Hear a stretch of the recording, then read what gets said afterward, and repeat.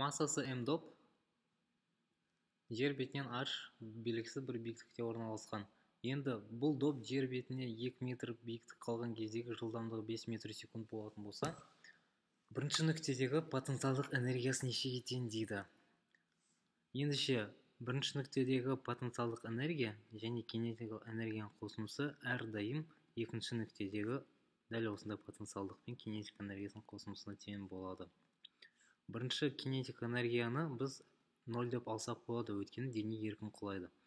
Ол кезде бірінші потенциалдық энергия бізде mgh қосылған mv квадрат бөлінген 2 болады. Осы жерде сандарды орнына қоятын болсақ, бізде 6,5 джоуль жауабы шығады.